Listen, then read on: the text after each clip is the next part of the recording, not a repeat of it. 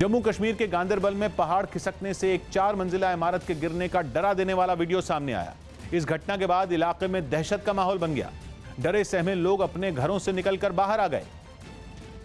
लेकिन इसके बाद जो घटना हुई उससे पूरा इलाका सहम उठा। वहां से सामने आई एक तस्वीर में एक 4 मंजिला इमारत देखते ही देखते मलबे में तब्दील हो गई।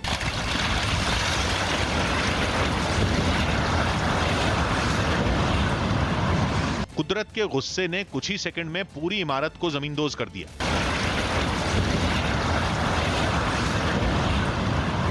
इमारत में फंसे लोगों को भागकर अपनी जान बचाते हुए भी देखा गया। इमारत में 20 से ज्यादा दुकानें थीं और कई परिवार भी उसमें रहते थे, जो हादसे की चपेट में आने से बाल बाल बच गए। इस घटना के बाद श्रीनगर लेह हाईवे ठप हो गया, जिससे वहां लंबा जाम लग गया। हालांकि मलबा हटाने के लिए प्रशासन की तरफ से युद्ध स्तर पर काम किया गया। नेपाल में आई बाढ़ से जूझते उत्तर बिहार के जिलों में हालात काफी बिगड़ गए। आरोप है कि प्रभावित जिलों में प्रशासन की तरफ से बाढ़ पीड़ितों की मदद के लिए जरूरी कदम भी नहीं उठाए गए, जिसकी एक झलक अररिया में दिखी, जहां परमान नदी में आई बाढ़ से सैकड़ों गांवों का संपर्क टूट गया। वहां से सामने आई एक तस्वीर में नाव नहीं होने की वजह से लोग जान जोखिम में डालकर नदी के ऊपर से गुजरने को मजबूर दिखे। हम अभी मौजूद हैं अररिया जिले से फॉरबिसगंज तक जाने वाली सड़क पर, जिस पर 3 फीट से ज्यादा पानी आ गया है, जिसके चलते लोगों को काफी परेशानियों का सामना करना पड़ रहा है। कुछ इसी तरह के हालात सीतामढ़ी में भी देखने को मिले। वहां से सामने आई तस्वीरों में लोग नाव नहीं होने की वजह से गर्दन तक डूबकर सुरक्षित इलाकों में जाने की कोशिश करते दिखाई दिए। कोई साधन नहीं है, क्या करे, डूबते हैं, जाते हैं। 500 से ऊपर का बस्ती है। रात को अगर तबीयत खराब हो जाएगा, इमरजेंसी होगा, हम लोग कैसे लाएंगे। मुजफ्फरपुर में भी बागमती नदी के कटाव की वजह से बाढ़ ने सैकड़ों गांवों को अपनी चपेट में ले लिया। ताइवान की संसद में सत्ता पक्ष और विपक्ष के सांसद आपस में ही भिड़ गए। वहां सरकार के कामकाज की निगरानी करने वाली एक संस्था के मुखिया की नियुक्ति पर सरकार और विपक्ष आमने सामने हैं। ऐसे में जब संसद में इस पर चर्चा शुरू हुई तो दोनों तरफ के सांसद आपस में ही भिड़ गए। विपक्षी सांसदों ने सत्ता पक्ष के सांसदों पर पानी भरे गुब्बारे फेंकने शुरू कर दिए। दूसरी तरफ के सांसद भी तख्तियों की मदद से गुब्बारों से बचने की कोशिश करते दिखे। कई सांसद तो रेनकोट पहनकर वहां पहुंचे। कुछ सांसद तो आपस में ही गुत्थम गुत्था हो गए, जिन्हें किसी तरह अलग किया गया। संसद के बाहर भी जोरदार प्रदर्शन देखने को मिला। वहां छात्रों के एक दल ने संसद का घेराव किया और इस अहम पद पर सत्ताधारी पार्टी के नेता की नियुक्ति का विरोध किया। कानपुर कांड के मुख्य आरोपी विकास दुबे ने अपने गांव के पास की एक सरकारी जमीन पर कब्जा करने के लिए वहां एक खुदाई करने वाली मशीन काम पर लगवाई थी। इसी खुदाई करने वाली मशीन का इस्तेमाल 2 जुलाई की रात पुलिस वालों पर हमले से पहले उनका रास्ता रोकने के लिए किया गया था। लेकिन हमले वाली रात से पहले यह मशीन वहां एक सरकारी जमीन पर लगे पेड़ों को हटाने और जमीन को समतल करने का काम कर रही थी। बताया गया कि विकास दुबे लंबे वक्त से उस सरकारी जमीन पर अवैध तरीके से काम करवा रहा था। इसी में जैसे 1.5-2 महीने से हो रहा है काम। ग्राम समाज की जमीन। ये जानकारी भी सामने आई कि सरकारी जमीन पर कब्जे की खबर पुलिस को भी दी गई थी, लेकिन आरोप है कि पुलिस ने उस वक्त विकास दुबे के खिलाफ कार्रवाई नहीं की। अवैध रूप से यहाँ पूरा काम हो रहा था। ग्रामीणों ने कई बार इसका विरोध भी किया और पुलिस में रिपोर्ट भी लिखाई, मगर उसके बावजूद भी कुछ नहीं हुआ और ये चलते रहा। इस बीच कानपुर कांड की जांच के सिलसिले में पुलिस की एक टीम फिर से विकास दुबे के गांव बिकरू पहुंची। वहां पुलिस ने बारीकी से उस जगह की पड़ताल की जहां पर विकास दुबे और उसके साथियों ने पुलिस वालों पर हमला किया था। इस बीच कानपुर पुलिस ने 2 जुलाई की रात को रास्ता रोकने के लिए इस्तेमाल की गई खुदाई करने वाली मशीन के ऑपरेटर को भी गिरफ्तार कर लिया। गिरफ्त में आने के बाद न्यूज़ 18 के कैमरे पर आरोपी ने बताया कि विकास दुबे के कहने पर ही वो सरकारी जमीन से खुदाई करने वाली मशीन लेकर बिकरू गांव पहुंचा था। जब गाड़ी साइड में खड़ी करने लगा तो बोलते हैं बीच रास्ते में ऐसे से लगा दो, गाड़ी रास्ता जाम कर दो। तो मैं बोलता हूँ क्यों, तो रात है, क्या दिक्कत है। बोलता मैं जितना बोल रहा हूँ उतना करो, ज़्यादा बकवास करने की जरूरत नहीं है। वहीं विकास दुबे एनकाउंटर मामले में उत्तर प्रदेश पुलिस ने सुप्रीम कोर्ट में हलफनामा दायर कर दिया। पुलिस ने अपने जवाब में कोर्ट को बताया कि विकास दुबे का एनकाउंटर सही था। पुलिस ने कोर्ट में यह भी कहा कि विकास दुबे पुलिस कर्मियों को जान से मारकर भागने की फिराक में था और दावा है कि जब उसने ऐसा करने की कोशिश की तो आत्मरक्षा में पुलिस की तरफ से कार्रवाई की गई, जिसमें विकास दुबे मारा गया। पुलिस ने कोर्ट से इस मामले में किसी तरह का कोई आदेश नहीं देने की भी अपील की और कहा कि उसकी तरफ से इस पूरे मामले की जांच के लिए पहले ही न्यायिक आयोग का गठन किया जा चुका है। अब पुलिस के हलफनामे के बाद सुप्रीम कोर्ट 20 जुलाई को इस मामले में सुनवाई करेगी। भारी बारिश की वजह से मुंबई के CST इलाके में गिरी 6 मंजिला इमारत के मलबे में दबे लोगों को निकालने में 24 घंटे से ज्यादा का वक्त लग गया। एक दिन पहले 80 साल पुरानी इस इमारत का एक हिस्सा भारी बारिश के दौरान ढह गया था, जिसके बाद कई घंटों तक बचाव अभियान चला। भारी बारिश की वजह से देर रात कुछ वक्त के लिए बचाव अभियान को रोकना भी पड़ा। इसके बाद मलबे में दबे लोगों की तलाश के लिए खोजी कुत्तों की मदद ली गई।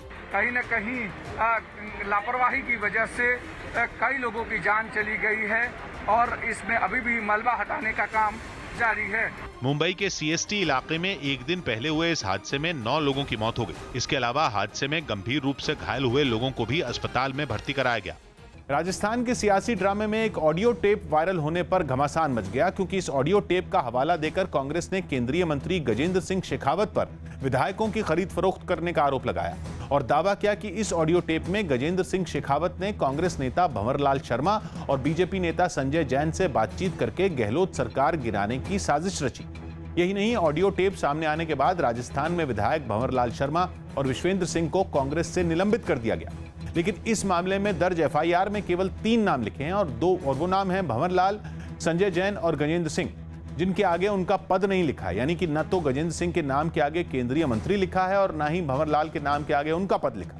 इस बीच केंद्रीय मंत्री गजेंद्र सिंह शेखावत ने कांग्रेस के आरोपों पर जवाब दिया और यह साफ कर दिया कि ऑडियो टेप में उनकी आवाज नहीं है और वो किसी भी जांच के लिए तैयार है। आज गजेंद्र सिंह जी ने खुद ने कहा है, इस ऑडियो टेप की दुनिया की कोई एजेंसी जांच कर ले, वो तैयार हैं। मध्य प्रदेश के मंदसौर में शिवराज सरकार में मंत्री हरदीप सिंह डंग के जनसंपर्क कार्यक्रम के दौरान बीजेपी और कांग्रेस के कार्यकर्ता आपस में भिड़ गए। हरदीप सिंह डंग पहले मंदसौर के सुवासरा से कांग्रेस के विधायक थे, लेकिन पार्टी से इस्तीफा देने के बाद वो बीजेपी में शामिल हो गए थे और शिवराज सरकार में मंत्री बनने के बाद वो पहली बार मंदसौर में जनसंपर्क यात्रा के लिए पहुंचे, जहां उन्हें कांग्रेस कार्यकर्ताओं के विरोध का सामना करना पड़ा। काले मास्क लगाए कांग्रेस कार्यकर्ताओं ने उनकी जनसंपर्क यात्रा को रोकने की कोशिश की तो बीजेपी वालों ने भी नारेबाजी तेज कर दी। इसी हंगामे के बीच बीजेपी और कांग्रेस के कुछ कार्यकर्ताओं में हल्की हाथापाई भी हुई। कुछ ही देर में पुलिस ने कांग्रेस कार्यकर्ताओं को भीड़ से दूर किया और हंगामा न करने की नसीहत दी। इसी दौरान कुछ लोगों की पुलिस से गर्मागर्म बहस हो गई। कुछ प्रदर्शनकारी तो आसानी से मान गए, लेकिन समझाने के बावजूद हंगामा कर रहे लोगों को पुलिस ने वहां से जबरन खदेड़ दिया। हंगामे को शांत करवाने के लिए पुलिस को काफी देर तक पसीना बहाना पड़ा।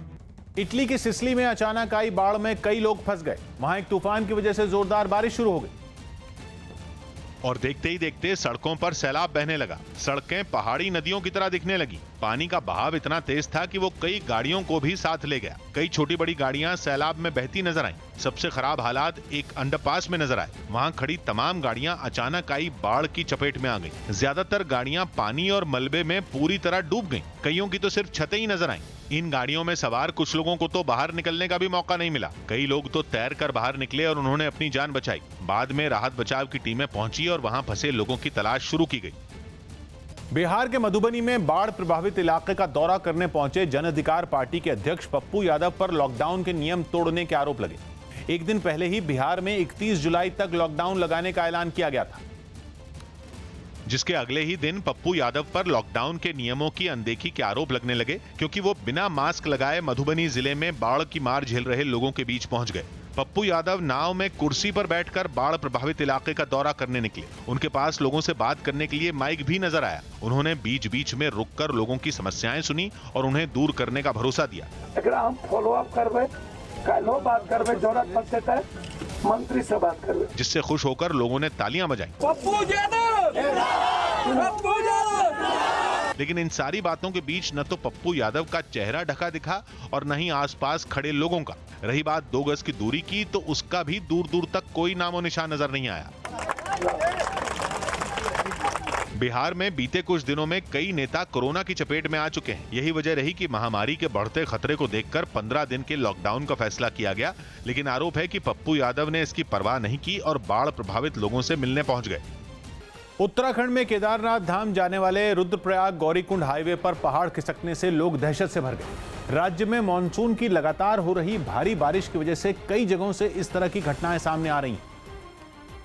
और ऐसी ही एक तस्वीर रुद्रप्रयाग जिले से सामने आई, जहां पहाड़ का एक बड़ा हिस्सा टूटकर केदारनाथ धाम जाने वाले रुद्रप्रयाग गौरीकुंड हाईवे पर आ गया। पहले पहाड़ से छोटे छोटे पत्थर गिरते दिखाई दिए, लेकिन थोड़ी देर बाद पहाड़ का एक बड़ा हिस्सा अपनी जगह से खिसककर हाईवे पर गिरने लगा। पहाड़ से आने वाले मलबे के साथ कई पेड़ भी अपनी जगह से उखड़कर सड़क पर गिरते नजर आए। पहाड़ खिसकने की इस घटना के बाद केदारनाथ जाने वाला हाईवे पूरी तरह से बंद हो गया, जिसकी वजह से वहां गाड़ियों की लंबी लंबी कतारें लग गईं। कोरोना संकट के बीच कोलकाता में पहला दुर्गा पंडाल बनना शुरू हो गया। वैसे तो इस बार पंडाल बनाने का काम करीब 1 महीने की देरी से शुरू हुआ, लेकिन उम्मीद की जा रही है कि अब बाकी पंडालों का काम भी शुरू हो जाएगा। हालांकि काम में तेजी की जरूरत के बावजूद पंडाल बनाने के दौरान कोरोना से बचाव के नियमों से समझौता नहीं किया जा रहा। और इसी की झलक कोलकाता के चोर बागान क्लब में दिखी, जिसका पंडाल हमेशा मशहूर रहा है। सिर्फ 100 दिन बाकी हैं, दुर्गा पूजा की उल्टी गिनती शुरू हो चुकी है। कोलकाता में तैयारियां शुरू हो चुकी हैं, लेकिन इस बार बदलाव के साथ। चोर बागान क्लब से पंडाल बनाने की शुरुआत हुई और मजदूरों से 2 पालियों में काम लिया जाता दिखा, ताकि सोशल डिस्टेंसिंग के नियमों का पालन हो सके।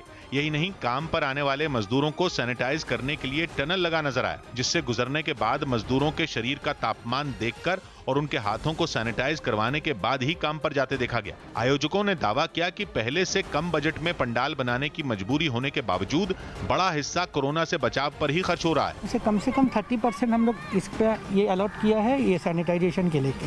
बताया गया कि श्रद्धालुओं में कोरोना का जोखिम न के बराबर हो, इसके लिए इस बार सभी पंडाल खुले होंगे। खुले पंडाल की वजह से अहाते में बारिश का पानी जमा होने का खतरा है। इसके लिए इस पंडाल में फर्श बनाए जाते दिखे। चूंकि पश्चिम बंगाल के दूसरे हिस्सों की तरह कोलकाता में भी कोरोना के मामले तेजी से बढ़ रहे हैं, इसलिए दुर्गोत्सव समिति ने इस बार कुछ नियम बनाकर 350 पूजा समितियों को भेजे। बताया गया कि पूजा समितियों को 17 दिशा निर्देश वाले प्रस्ताव भेजे गए, जिनमें पंडाल के साथ ही प्रतिमा की ऊंचाई कम रखने को कहा गया, ताकि पंडाल और प्रतिमा को आसानी से सैनिटाइज किया जा सके। इसके अलावा ऐसा पंडाल बनाने को कहा गया है जिससे श्रद्धालुओं को पंडाल के बाहर से भी मूर्ति दिखे। पंडाल में एक साथ 25 से ज्यादा लोगों को घुसने पर रोक लगाने का भी प्रस्ताव है, और पंडाल में घुसने के लिए मास्क और सोशल डिस्टेंसिंग को जरूरी किया गया है। इस बार बुखार से पीड़ित व्यक्ति को पंडाल में घुसने नहीं दिया जाएगा।